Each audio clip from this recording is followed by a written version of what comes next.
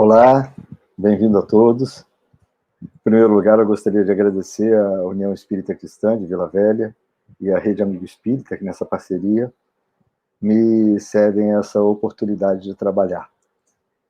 Nós vamos fazer uma leitura preparatória do livro Caminho, Verdade e Vida, de Emmanuel, psicografia de Chico Xavier. Lição 59, Os Amados.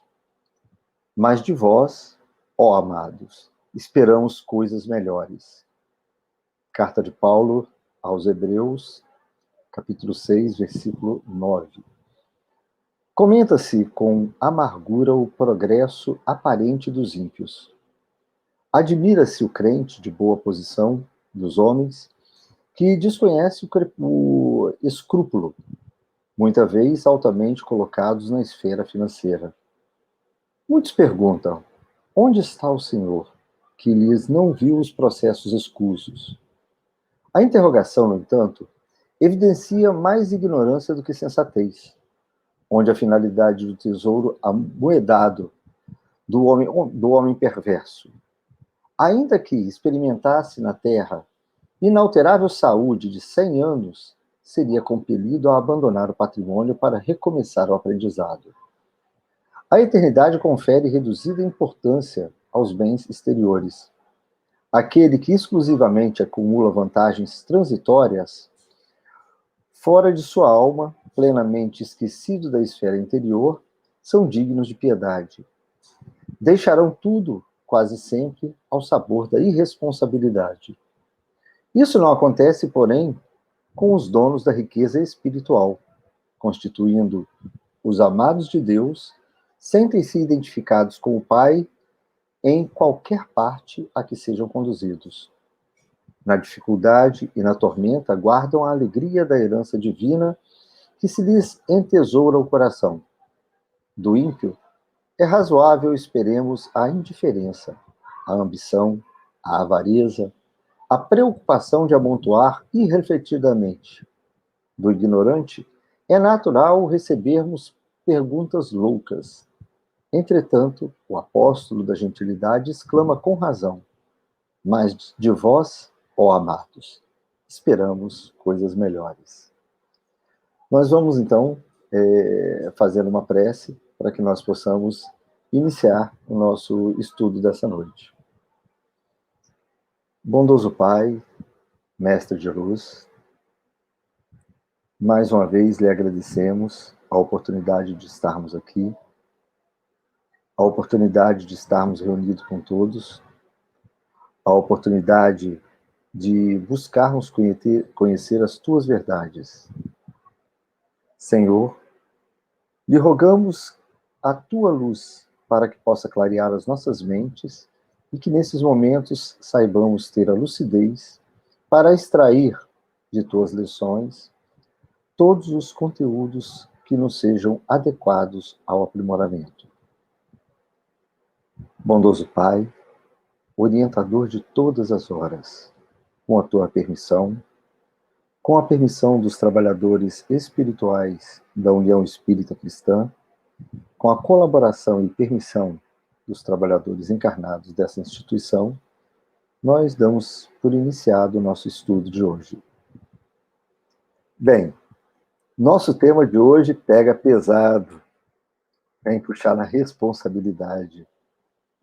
Chico Amor Xavier. É muito difícil para nós, em nossa pequenez, conseguir compreender a grandiosidade do trabalho realizado por esse ícone.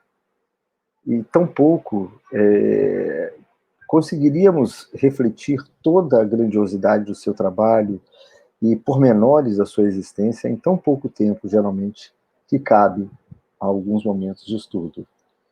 Mas nós vamos dar uma viajadinha pela sua vida. No início do século XX, nós estávamos, digamos assim, ao fim do chamado período da Revolução Industrial. Estávamos às vésperas da Primeira Guerra Mundial. O Brasil passava por um momento diferenciado na política. Entre 1906 a 1910, Nós tivemos 3 mandatários, entre Afonso Pena, Nilo Peçanha, Hermes da Fonseca, ou seja, o mundo também passava por um tumulto, porque poucos anos depois eclodiria a Primeira Grande Guerra Mundial. E é nesse momento de tumulto que em abril de 2010, mais especificamente, de 1910, perdão, mais especificamente no dia 2 de abril, nasceria Francisco de Paula Cândido. Cruzada que não tem Xavier, né? Mas esse é o nome de batismo do nosso Chico. Chico nasce em berço pobre e de uma vida aparentemente normal, de uma família de diversos filhos. Ele começaria a chamar a atenção em relação aos outros quando, certa vez, diante de um problema, de uma perda de filho, Chico ouve a voz de orientadores espirituais ainda aos 4 anos de idade, mas ele sequer era capaz de entender aquilo. Então ele simplesmente pergunta aos pais: o que é nidação? Nidação é o processo do óvulo aderir ao útero. O que é ectópica? E nem os pais, para falar a verdade, sabiam responder aquilo. Mas o pai imediatamente fala: Maria, essa criança não é nossa, como se ele tivesse sido até trocado na maternidade. Mas a sua mãe, uma missionária que teve o trabalho de recebê-lo ao mundo, Dona Maria João de Deus, não iria muito além. Quando mal Chico completara seu 5º aniversário, em setembro de 1915, ela desencarna. E o seu João Cândido Xavier passava a ter dificuldades, então, para poder lidar com a quantidade de filhos que ele tinha.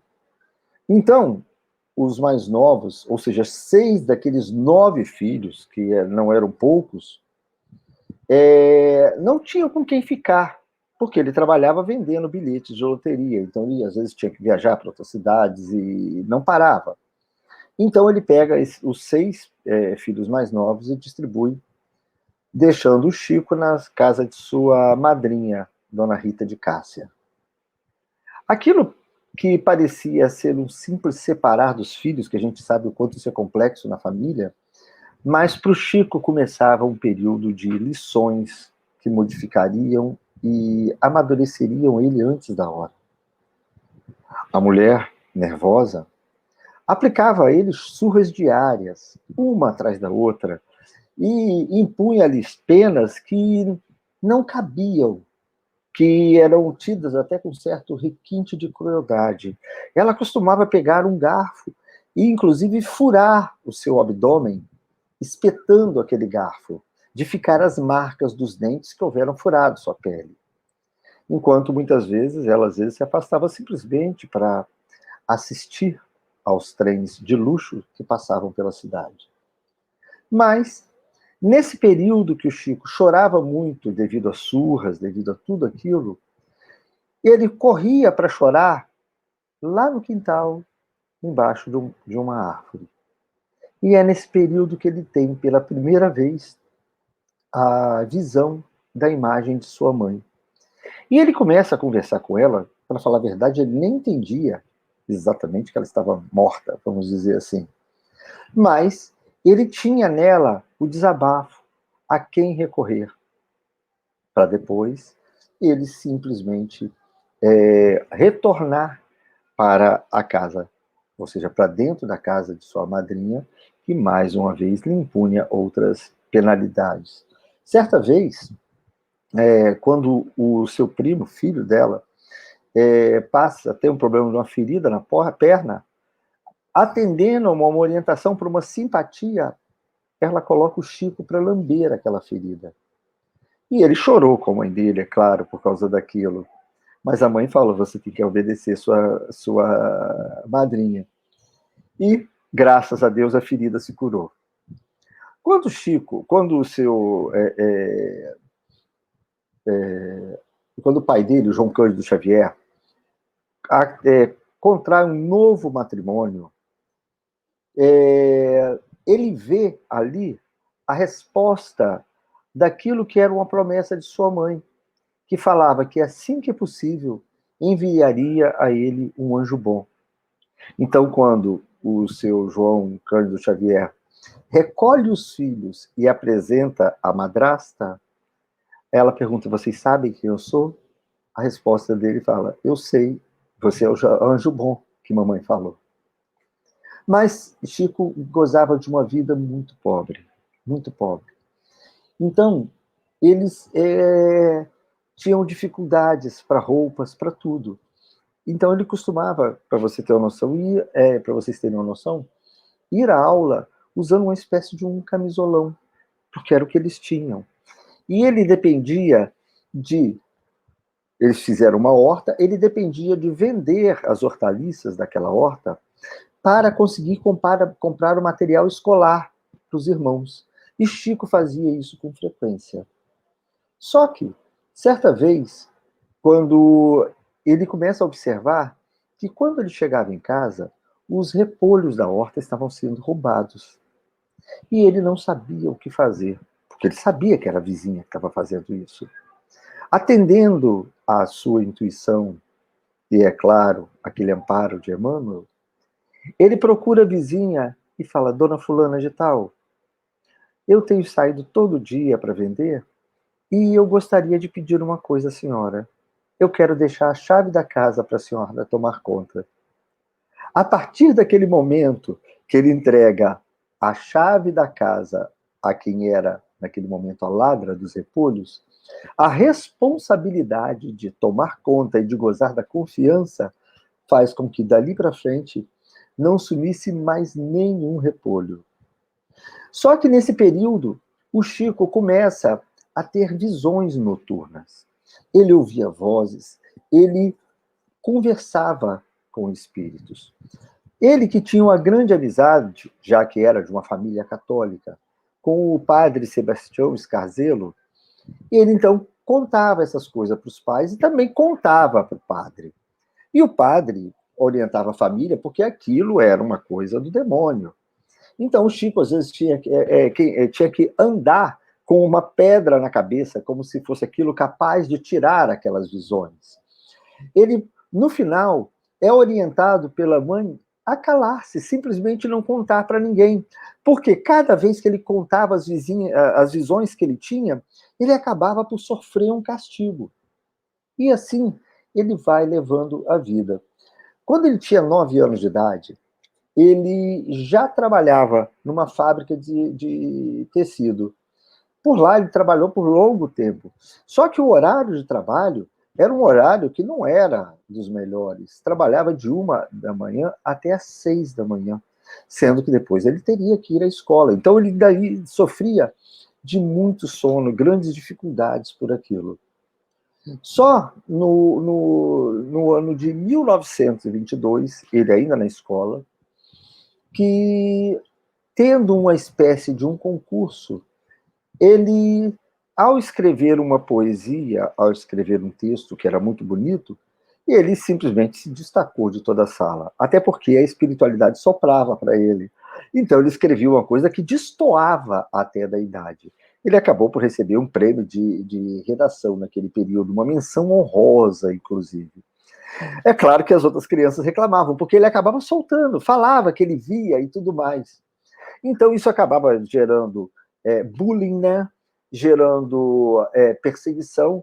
E a professora, ao ver aquele texto diante disso, simplesmente deu-lhe um castigo. Vá para o quadro agora, e eu quero que você seja capaz de escrever algo parecido com isso que você escreveu. Ele vai até lá, mas mais uma vez ele é amparado. E o tema escolhido era areia. Como escrever um texto sobre areia? Mas, amparado pelos irmãos espirituais, ele simplesmente escreve: meus filhos, ninguém escarneça da criação. O grão de areia é quase nada, mas parece uma estrela pequenina refletindo o sol de Deus. Diante daquilo, até a professora ficou surpresa. E por aí sim, por aí vai. Ele estuda até no ano de 1923, onde chegou até repetir um ano devido àquele problema que ele estudava durante a madrugada e que às vezes tinha muito sono no horário de aula. Mas a sua professora, vendo a grandiosidade e a maturidade daquela alma infantil, ela pede aos pais que permitisse ela levar o Chico com ela para Belo Horizonte, onde ele poderia completar os estudos e ela o manteria. Mas o pai impede. Impede porque a renda que ele produzia naquele horário de trabalho fazia diferença para o orçamento familiar. Mas, continuando a trabalhar naquela fábrica de tecido, logo depois ele começaria a ter uma crise pulmonar. Isso por causa das fibras de algodão que ele acabava respirando, e isso começou a levá-lo à cama. Então, ele abandona aquele trabalho e começa a trabalhar no bar do seu Claudomiro Rocha. O seu Claudomiro Rocha era ex-marido da dona Rita de Cássia, aquela madrasta que recebera o Chico em casa quando o pai separou as crianças. E ali ele vai trabalhando, vai se dedicando. Somente com 15 anos de idade é que ele conseguiria comprar pela primeira vez um par de sapatos. Ou melhor, o Claudomiro Rocha não. O Claudomiro Rocha foi um bar que ele trabalhou. O marido da dona Rita de Cássia foi o José Felizardo, que é o armazém que em seguida o Chico vai trabalhar. Perdão, eu troquei os nomes porque um monte de nome de uma vez a gente acaba fazendo a confusão. Então ele vai trabalhar posteriormente no armazém do seu José Felizardo, que era o ex-marido da Rita de Cássia, e por lá ele vai permanecer por bastante tempo. Quando chegamos no ano de 1927, mais ou menos, acontece uma coisa estranha, que Dona Maria Xavier fica doente. E diante daquela doença, dos problemas que ela enfrentava, é chamado, ou ela é levada à Fazenda Maquiné, que era a região de Curvelo. Lá, ela é atendida por um casal de espíritas, que era o seu José Hermílio Perácio e a dona Carmen Perácio. E naquela de levar a Maria Xavier para fazer o tratamento, pela primeira vez o Chico vai ter contato com alguém que tem conhecimento do espiritismo. E esse casal dá de presente a ele o primeiro livro dos Espíritos e também um exemplar do Evangelho segundo o Espiritismo. Quando Chico lê aquela obra, ele se reconhece. Ele sabe que ali se encontra o caminho dele. Ele percebe a profundidade e o quanto aquilo batia com o que ele pensava.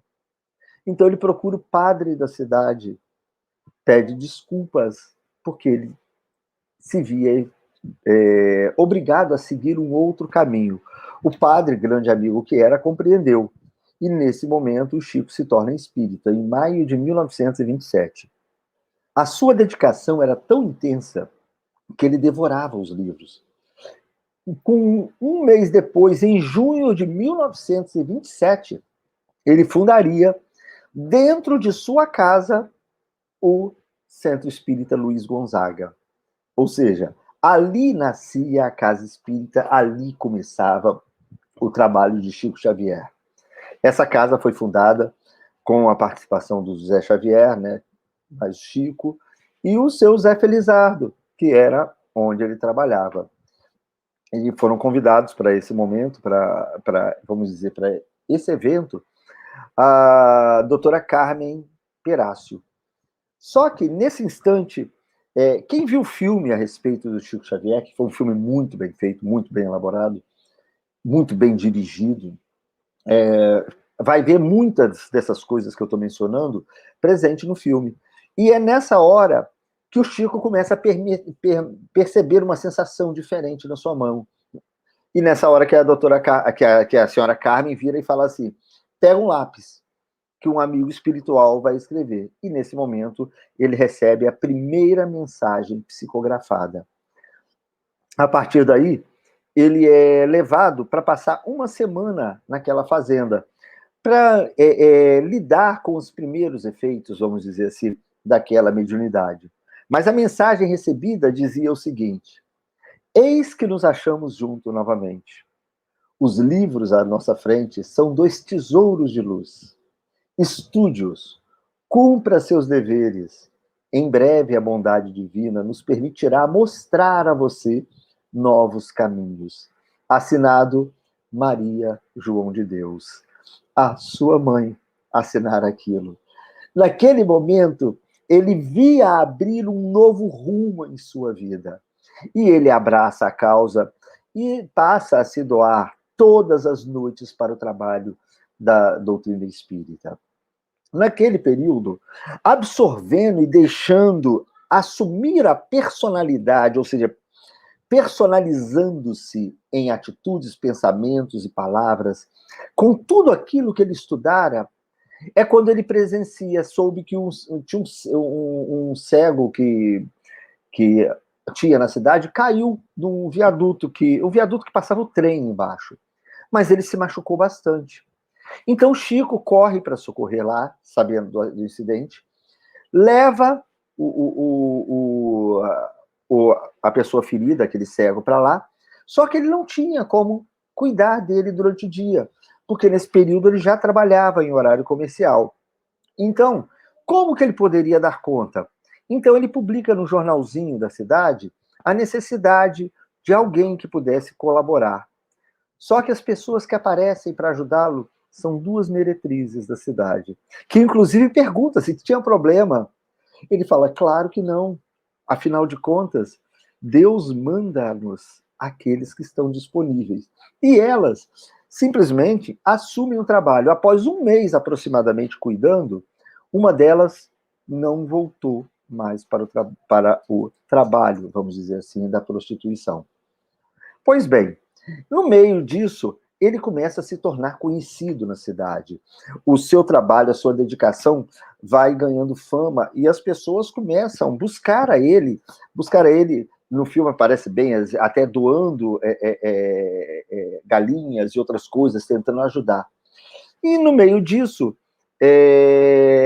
começa a vir uma série de fofocas, uma série de vamos dizer, maledicências a seu respeito. Na mudança do padre lá da cidade, o outro não aceitava a postura, não aceitava o trabalho que o Chico fazia, então vinha acusações de toda parte. Então, certa vez, Chico está angustiado, não sabia o que fazer. Então, Emmanuel receita para ele, para aquele momento o melhor é a água da paz. Esse caso foi colocado no filme Nosso Lar. Não faz parte do livro Nosso Lar, faz parte de Lindos Casos de Chico Xavier, de Ramiro Gama. Mas o diretor de Nosso Lar achou por bem colocar e estabeleceu lá o exemplo nas mãos de André Luiz. Mas quem viveu isso, na verdade, foi Chico Xavier. Então o Chico sai procurando de farmácia em farmácia, atrás daquele medicamento, água da paz, água da paz, água da paz. E não conseguia achar em lugar nenhum. Desolado, no fim do dia, ele vira para Emmanuel e fala, eu não consegui achar em lugar nenhum água da paz. Emmanuel dá uma risada e fala, água da paz é a água do pote. Você pega, coloca dentro da boca e não engole enquanto você tiver com seus sentimentos ruins e vontade de responder ou xingar alguém. Nessa hora, Casimiro Cunha, que viria mais tarde a assinar uma das páginas de Parnaso de Além Túmulo, deixa um versinho singelo. Meu amigo, se desejas paz crescente e guerra pouca, ajuda sem reclamar e aprende a calar a boca. E eles deram boas gargalhadas disso. À medida que as pessoas continuavam a procurar o Chico, nos narra Ramiro Gama que certa vez uma senhora que sofria de tuberculose houvera procurado o médico e o médico receitou-lhe um determinado medicamento que ela deveria tomar por 60 dias, por 30 dias, 2 vezes por dia. Então, ela recorre ao Chico, ela fala, eu não tenho dinheiro para comprar, o que eu faço? Chico falou, você pega essa receita fica em 60 pedacinhos. Toma um pedacinho pela manhã e outro pedacinho pela tarde. E a mulher assim o fez, alcançando o resultado do medicamento que não tinha. E assim, segue ele deixando pela vida exemplos atrás de exemplos. Ramiro Gama também nos conta que, em outra feita, um ex-patrão, aquele que lhe empregara no bar, desencarnara, o seu Juca. E não existia quem o amparasse. Então, ninguém tinha pensado, o seu Juca não tinha ninguém que procurasse por ele. Então o Chico pede para se afastar do trabalho e, com o chapéu, vai à rua pedir esmolas. Vai pedindo para conseguir comprar um caixão e poder oferecer um funeral ao seu Juca. Até o final do dia, ele tinha arrecadado determinado valor. Quando, chegando perto dele, para um cego negro, que era conhecido na cidade, que também era outro pedinte. E sabendo, ouvindo falar daquela tarefa que o Chico abraçara naquele dia, ele fala: Chico, eu vim aqui te oferecer a férias que eu consegui no dia de hoje. E coloca no chapéu do Chico tudo aquilo que ele também arrecadara. E assim eles conseguem oferecer o funeral ao seu Juca. Outra coisa que acontece, esse caso eu acho fantástico. Certa vez, Chico estava na casa de sua irmã, Maria da Penha. E lá começava a se debater a respeito das máximas do Evangelho, porque o Chico dedicava a vida totalmente, integralmente para o Evangelho. E tantas pessoas, até hoje, questionam como é que você pode viver o Evangelho nos dias de hoje. Aquelas lições, como dizem grande parte das pessoas, são figuradas. Então, durante aquele momento de debate, uma vizinha, digamos, não vou observar se for um lado exato, a vizinha da direita bate a sua porta e fala: Dona Maria, Maria Pena, eu estou precisando de um chuchu, será que você tem para me arrumar? Que alguém, eu não tenho nada para o almoço de hoje. Ela, então, que tinha 2 chuchus na cozinha, pega os 2 chuchus e entrega. Mal ela acabou de entregar, minutos depois, batem-lhe na janela e era a vizinha do lado oposto. E fala: Dona Pena, olha aqui, eu tô com os chuchus sobrando aqui em casa, e lhe entregou 4 chuchus. Aí ela ficou surpresa daquilo. Chico, tá vendo? Então, outra vizinha lhe chama e lhe pede que seja dado 4 chuchus. Alguns chuchus. Ela dá os 4. E, em seguida, a vizinha dos fundos lhe chama e lhe entrega 8 chuchus. Quando ela dá a próxima que pede, porque virou uma sequência, os 8 chuchus, ela falou: só quero saber agora se vão receber o dobro de novo. Mas o assunto morreu. Chico foi embora. E ela já nem lembrava mais da brincadeira que a espiritualidade lhe aprontaram naquele dia. Até que à noite, batem-lhe a porta, e era um senhor que sempre ali chegava, pedindo às vezes por um prato de comida, pedindo por uma ajuda, porque ele morava na roça, mais afastado, e quando estava na cidade, a família ali o amparava. Então ele chega com um saco e fala: eu quero agradecer todo o amparo que vocês me dão sempre que eu preciso, e coloca um saco à porta. Quando ela abre o saco, ali tinham 64 chuchus. Está na página 104 do livro Lindos Casos de Chico Xavier. Pois bem, deixando exemplos espalhados pela sua conduta, deixando exemplos espalhados para as pessoas que amparavam, a vida segue até que no ano de 1944, Chico já houvera conhecido Emmanuel, que lhe ofereceu, como diz, está claro lá no filme, para quem assiste, como cobrança pela contribuição, apenas 3 responsabilidades, que é disciplina, disciplina e disciplina, e ele abraçara com disciplina. Quando chegamos, então, nessa época posterior à Segunda Guerra, Chico publicaria, logo depois, o livro Parnaso de Além Túmulo. E Quando esse livro vai adiante, a família de Humberto de Campos, que era um dos autores que, além de inúmeros outros, assinara aquela obra, entra na justiça cobrando direitos autorais. E isso deu uma dor de cabeça danada para o Chico, porque ele se viu extremamente desconfortável com aquilo. E para a justiça também era desconfortável. Por quê? Se desse o ganho ao direito, era um reconhecimento legal da existência da psicografia, da veracidade da psicografia. Por outro lado, se não desse os direitos autorais, caberia um processo por uso e, vamos dizer assim, do nome daquele autor que já houvera desencarnado.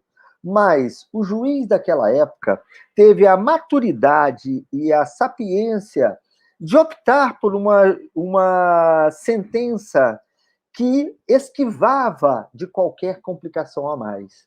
Foi estipulado que a família, apesar de fazer direito às obras assinadas por um autor até 70 anos posterior à sua morte, que essa é a nossa legislação, não tinha direito a obras assinadas posterior à sua morte. E o assunto morre por ali. E o Chico cresce com esse desconforto, mas a coisa vai adiante. Suas obras começam a ganhar domínio público. O Parnaso de Além Túmulo sofreu críticas inúmeras, alguns falando que ele plagiava os autores, outros dizendo plagiar um autor é muito difícil. Como que uma pessoa pode plagiar a dezenas de uma vez? Se ele é capaz de fazer o plágio, grande capacidade literária tem para ser capaz de imitar a tantos simultaneamente. Então, esse conflito, acaba por projetá-lo para todos os lados. No ano de 1947, um grande amigo seu, Frederico Figner, que foi vice-presidente da Federação Espírita Brasileira, e que certa vez, acompanhando Chico, perguntou: Chico, o que você gostaria de ter? Eu gostaria de trabalhar e ganhar um salário que desse para eu atender todas as pessoas que me procuram. E quanto seria necessário para você atender todas as pessoas que te procuram? E Chico falou, seria tantos réis, não sei como é que era a moeda daquela época. E esse assunto morreu. Mas Frederico Figner, que dispunha de uma situação financeira invejável, quando ele desencarna, ele deixa em testamento, dedicados a Chico Xavier, a quantia de 300 réis, o que seria 100 contos, né? 300 mil réis, né? Que seria 100 contos. E aquilo, o que significava? Era muito dinheiro. Mas, se levado para o cálculo, se aquele dinheiro fosse aplicado, traria como remuneração em juros exatamente aquilo que o Chico sonhava em ganhar para ajudar todas as pessoas. Então, o Frederico fez com que Chico pudesse ter aquela renda. Mas Chico é Chico. E ele não podia aceitar tamanha doação. Então ele recusa o cheque, que é devolvido à família. Mas a família insiste, afinal de contas, aquilo era a última vontade do pai. Então o cheque é novamente encaminhado ao Chico. Chico, então, sem ter como negar a decisão da família e, ao mesmo tempo, não querendo aceitar, ele encaminha aquele cheque para a Federação Espírita Brasileira. O valor daria condições da FEB montar o seu primeiro parque gráfico. E dali surgiria a livraria da FEB. E Chico, que começara com Parnaso de Além Túmulo, houvera recebido o seguinte desafio de Emmanuel. Nos pede, nosso orientador, que você cumpra a publicação de 40 obras. E o Chico dedicara-se anos e anos, tempos, trabalhando em horário de almoço, trabalhando em horário noturno, para conseguir psicografar aquelas 40 obras. Então, quando ele está quase terminando e falando graças a Deus, Emmanuel chama ele no cantinho e fala: nosso Pai nos pede que nos seja dado um outro caminho. E nos é pedido agora que você publique 100 obras. Chico quase caiu por terra. Era mais do que o dobro quando ele estava quase acabando. Então ele estende o seu trabalho e pelos anos subsequentes ele prosseguiria publicando livro após livro, livro após livro. Quando Chico está completando a sua 100ª obra psicografada, que lhe roubara anos preciosos de vida no trabalho para o bem, Emmanuel chega para lhe oferecer uma outra notícia. Meu companheiro, eu queria dar-lhe uma notícia que pode lhe ser um pouco dolorosa. Sua vida acaba de ser desapropriada. Ele, como assim? Sua encarnação não te pertence mais. Mas se eu não quiser? Se você não quiser, a gente pode terminar com ela. Chico abaixa a cabeça e dedicaria todos os anos de sua vida incansavelmente à prática da sua mediunidade e a entregar-se para a prática do bem. Aquela vida que lhe daria o título de amor. E ali começa, estende-se o seu messianato de luz. Mas no ano de 1969, na época, uma das revistas de maior circulação que tinha no país, eu lembro que nesse mesmo ano a revista Cruzeiro publicava as fotos do homem pisando a lua pela primeira vez, fotos que ocupavam página inteira, e naquele período, eu ainda era uma criança, eu estava para completar meu 6º aniversário, mas eu me lembro do fato do homem pisando na lua. Isso consegue me fazer situar no tempo. É nesse período que 2 repórteres da revista Cruzeiro resolvem procurar o Chico para fazer uma reportagem a respeito de sua vida. Eram eles Davi Nasser e Jean Manzon. Só que, tentando obter a atenção deles, eles resolvem ludibriar e se apresentam como sendo de outro país.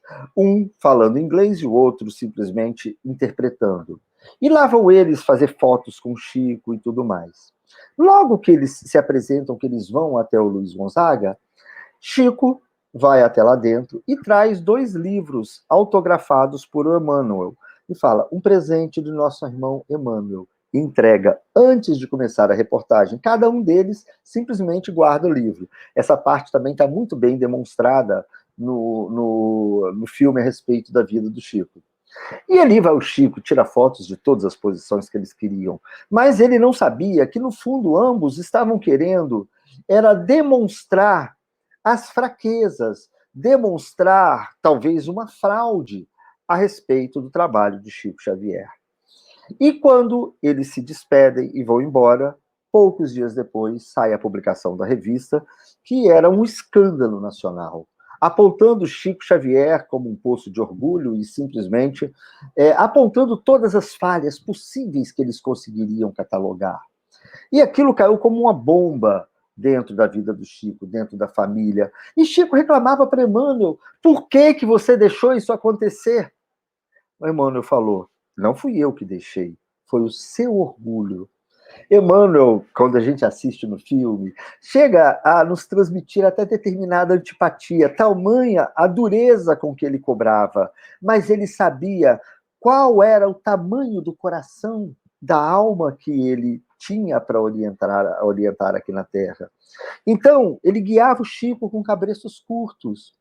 O que não ficou, mas aparece no livro, tão bem contado, é que antes da publicação, tanto o Davi Nasser quanto o Jean Manzon abrem e tem a surpresa da dedicatória que foi dada, não estava em nome dos personagens que eles assumiram, mas sim em nome real, mostrando que mesmo que eles tenham conseguido ludibriar ao Chico, a realidade estava estampada para o plano espiritual. A bomba passada, Chico saiu muito magoado com aquilo, mas tudo isso foi projetando o seu trabalho. No ano de 1971, ele é chamado a participar do primeiro programa Pinga Fogo, Todo mundo, além de ter sido usado no filme, esses programas têm a sua gravação em preto e branco na íntegra, na internet. E é muito gostoso de assistir. Nós damos boas gargalhadas com aquilo. O interessante é que, quando eles apresentaram o primeiro programa, que já ia ao ar tarde na noite, ele começou às 23h30. O programa, que normalmente tinha em torno de 1 hora, estendeu-se até às 3 horas da manhã. Só que aconteceu que, dentro da cidade de São Paulo, onde era o âmbito da programação da emissora, alcançou simplesmente 75% da audiência. Esse programa depois foi reprisado, levado ao ar novamente, também alcançando grandes índices de audiência.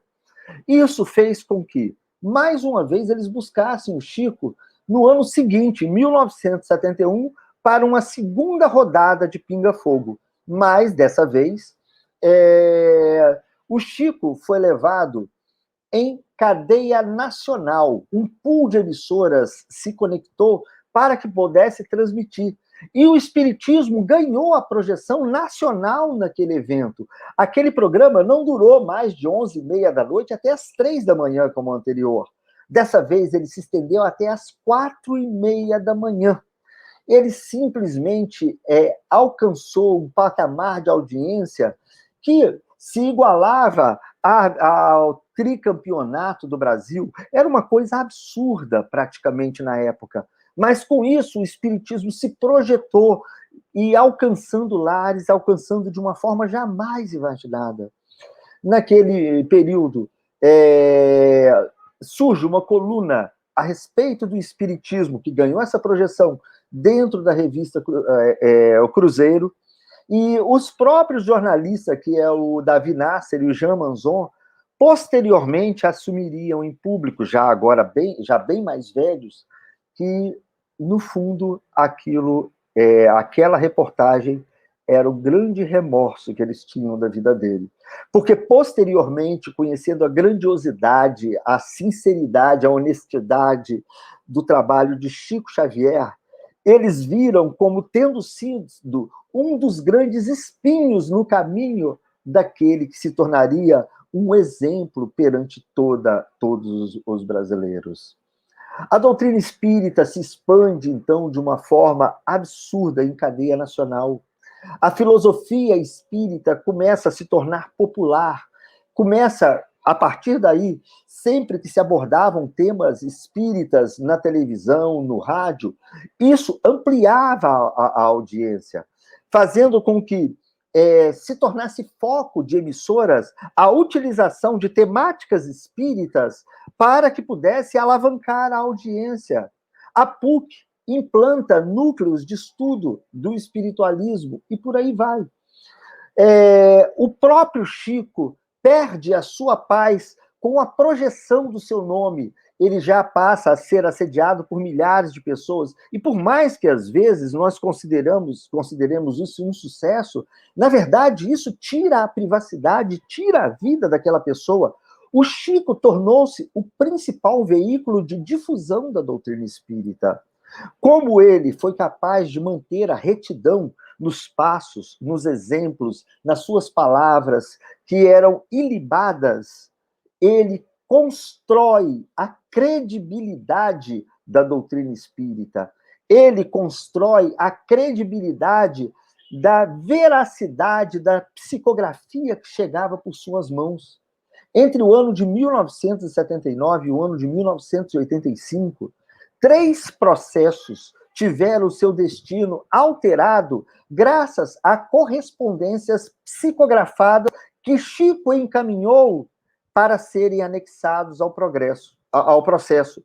Ou seja, a credibilidade que tinha o seu nome era tamanho que, mesmo a psicografia não sendo reconhecida oficialmente como real, a veracidade delas foi capaz de inocentar pessoas, foi capaz de alterar o rumo de determinadas acusações.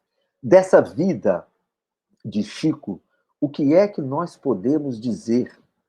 O que nós podemos dizer que ela teve um caráter revelador.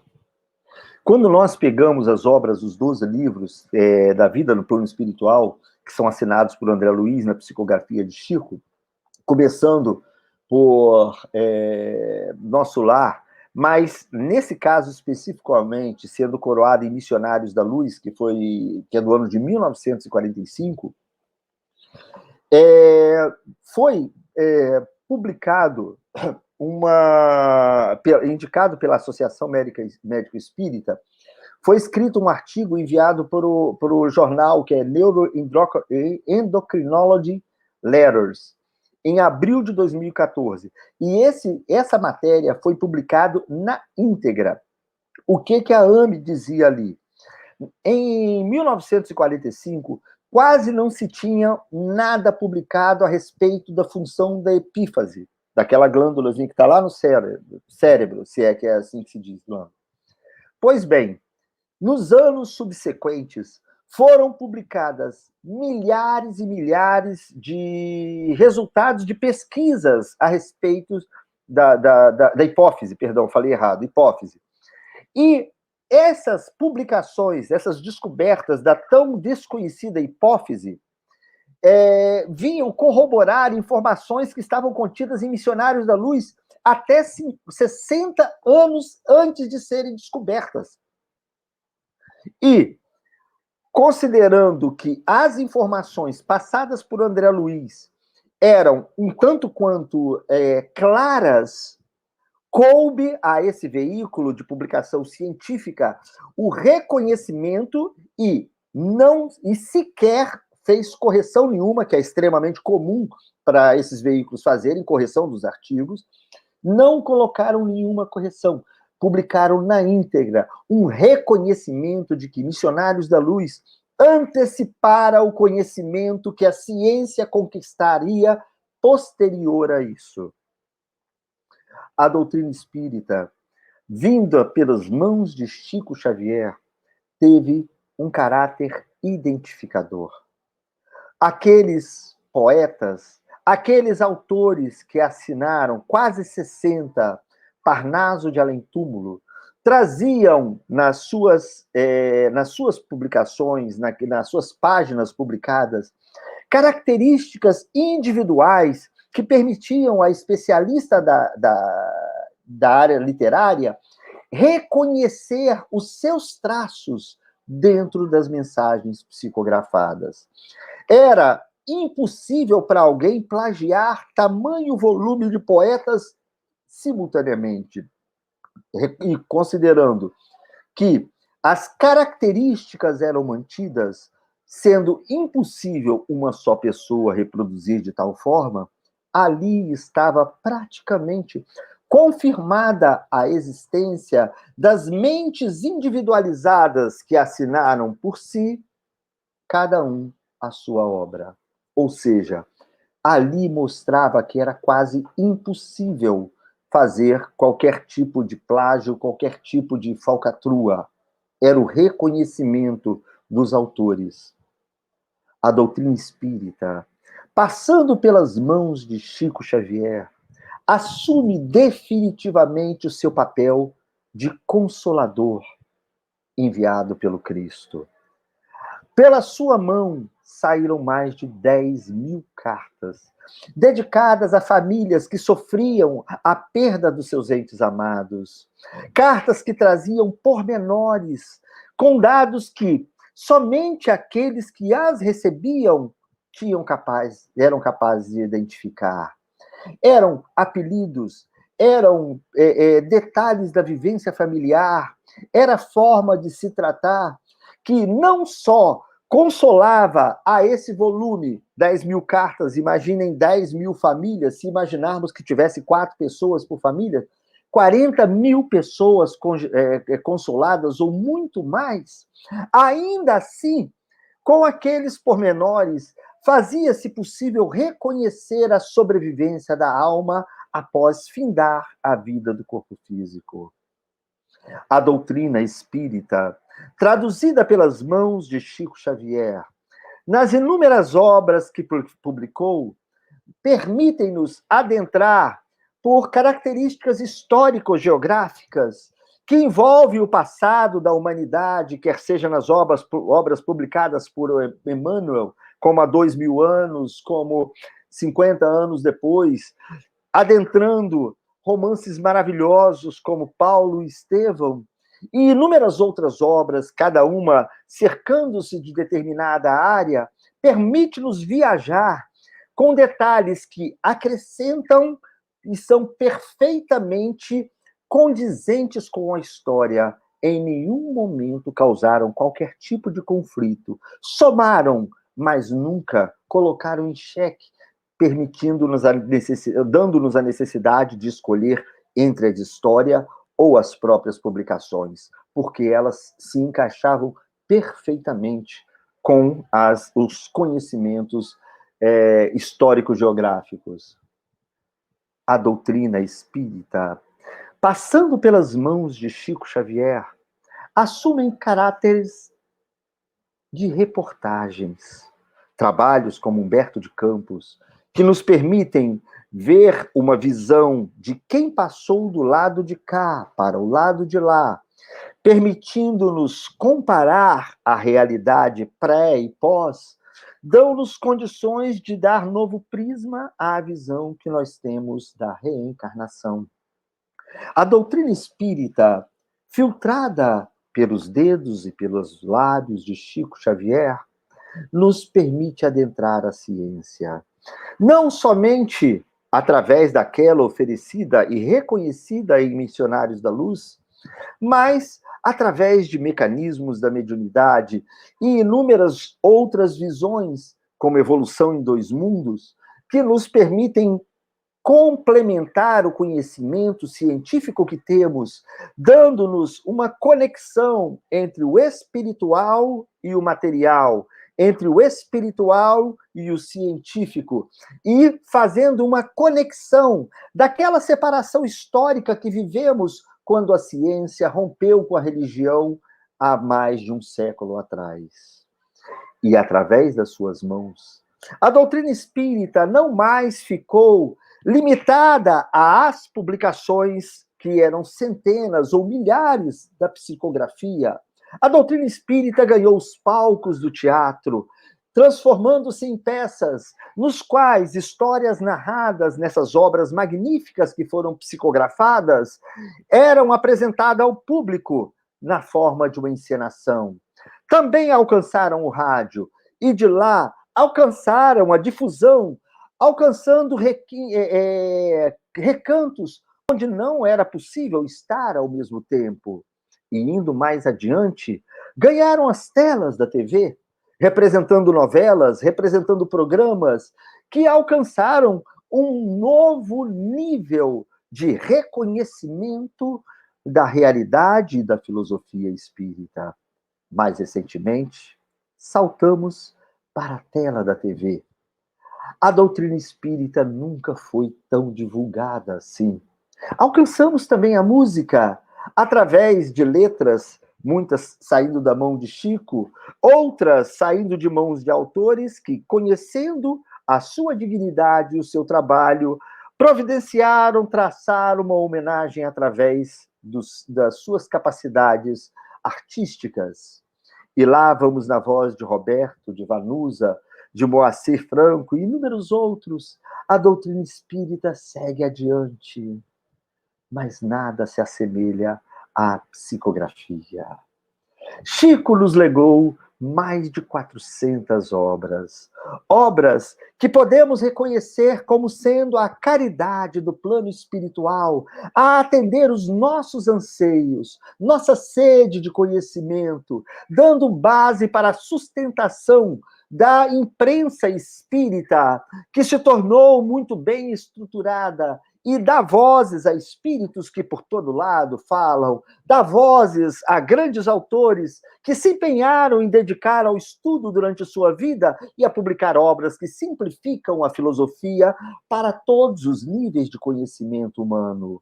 Ao todo, ultrapassaram mais de 30 milhões de exemplares que, saindo do prelo, alcançaram mãos, que alcançaram a leitura e fazem parte da bagagem intelectual da bagagem absorvida por cada um daqueles que leu uma dessas obras.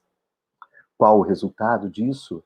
Em 1940, o Espiritismo representava cerca de 500 mil seguidores no Brasil. Em 1980, ultrapassou-se 1,5 milhão de seguidores. Em 2018, chegou-se a 3,8 milhões de seguidores, que correspondia a 2% da população. No ano 2000, chegou-se a 2,5%. Ah, mas esse crescimento não quer dizer que era o Chico. A resposta é simples. Após Chico desencarnar, naquele dia que o Brasil foi campeão de futebol, o número representativo dos espíritas na sociedade desceu de 2,5 para 1,86. Por quê? A palavra que ele espalhava era capaz e foi capaz de convencer a muitos. Mas o seu exemplo em vida arrastava multidões. Ainda não conseguimos traçar e conquistar o mesmo nível de fé. Cabe a nós, seguidores, conhecedores da doutrina espírita, aplicarmos esse conhecimento em nossas vidas para que o espiritismo deixe de ser apenas uma filosofia, deixe de ser apenas uma religião, deixe de ser apenas algo que está escrito para absorvermos nas nossas ações, tal qual o evangelho.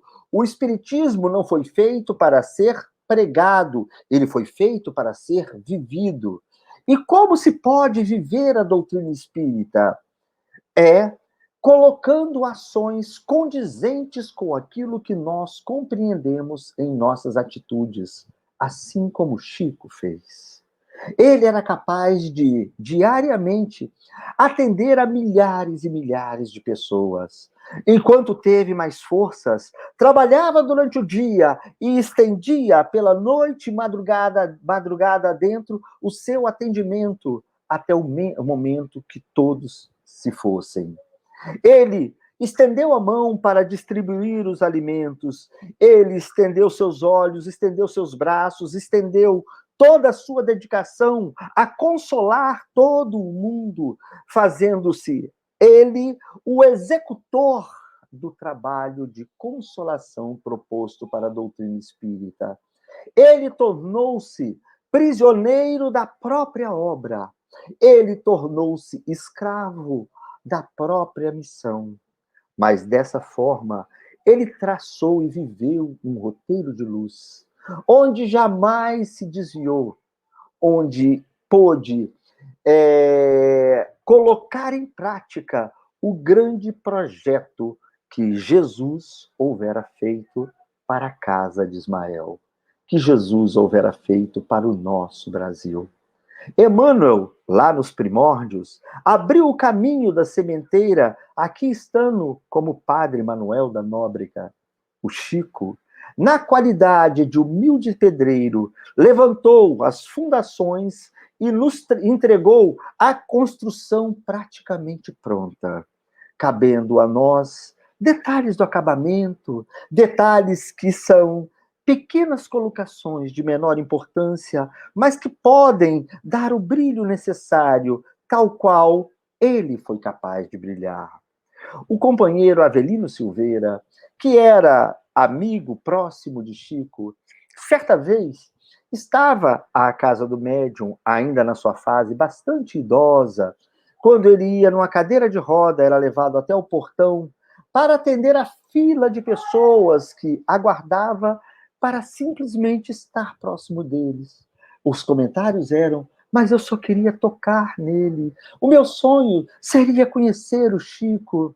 Eu só queria ouvir a sua voz, poder tocar a sua mão. E assim, a fila se fazia, e quando o portão abria, cada um vinha cumprimentar e ele lhes beijava as mãos. E dessa forma, a sua aura transmitia aquela sensação para todos que estavam ao seu redor. Naquele momento, Chico virou para Avelino e falou: me comove quanta bondade dessas pessoas virem aqui para me visitar. Eu não tenho mais nada para dar a eles. Eu estou quase morto. Por que você acha que eles vêm? E Avelino, pensando, que resposta dar ao Chico? Parou, meditou por alguns instantes, então respondeu: Chico, eu acho que eles estão com saudades de Jesus. Chico deu um sorriso e continuou, beijando cada um deles. Tarde da noite, quando Avelino olha os lábios, cuja pele já ressecada pela idade, houveram rachado e sangravam, morrendo de dó de ver aquele velhinho que continuava a beijar a todos.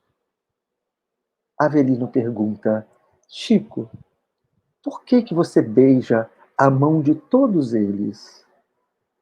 Chico olha com aquele olhar de humildade e responde: porque eu não posso me curvar para beijar-lhe os pés.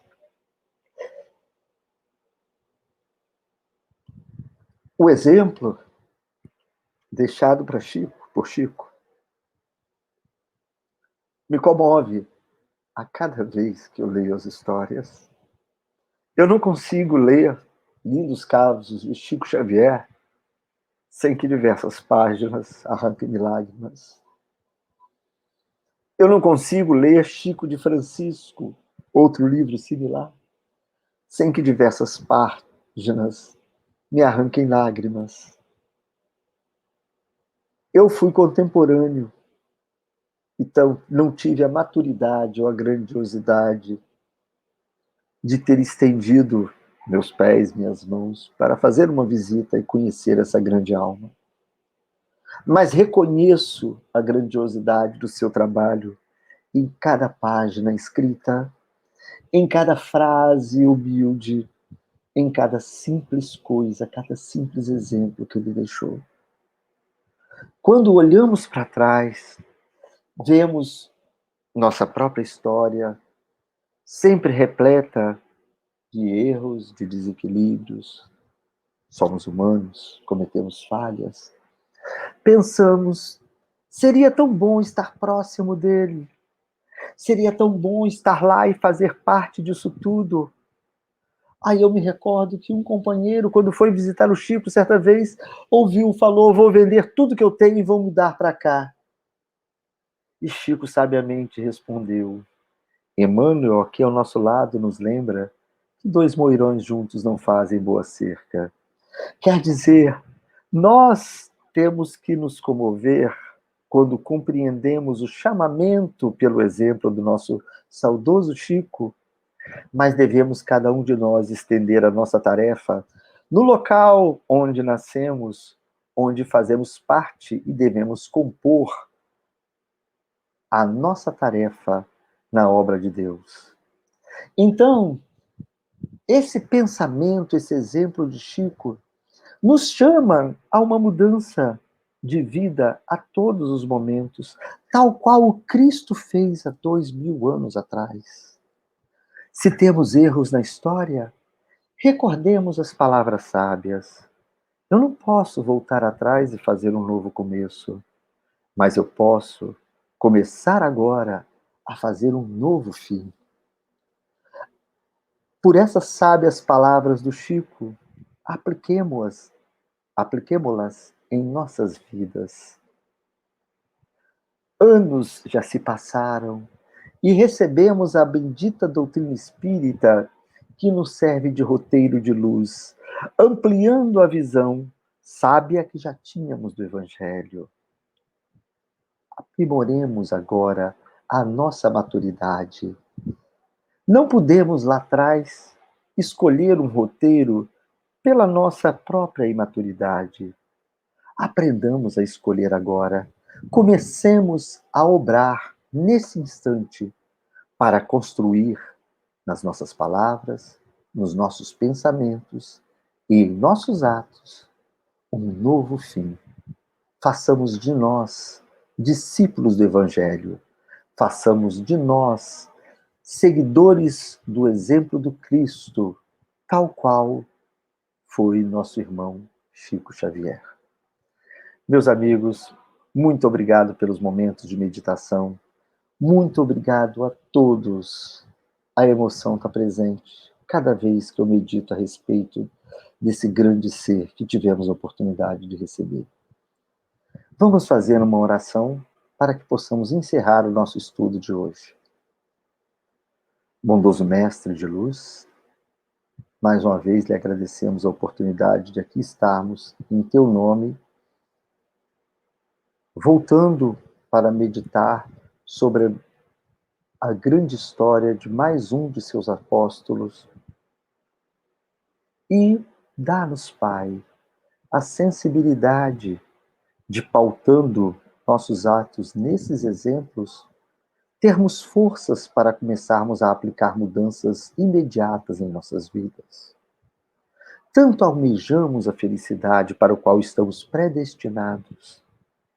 Dai-nos, Pai, a clareza necessária para que entendamos que todos os tijolinhos capazes de construir essa felicidade encontram-se em nossas mãos.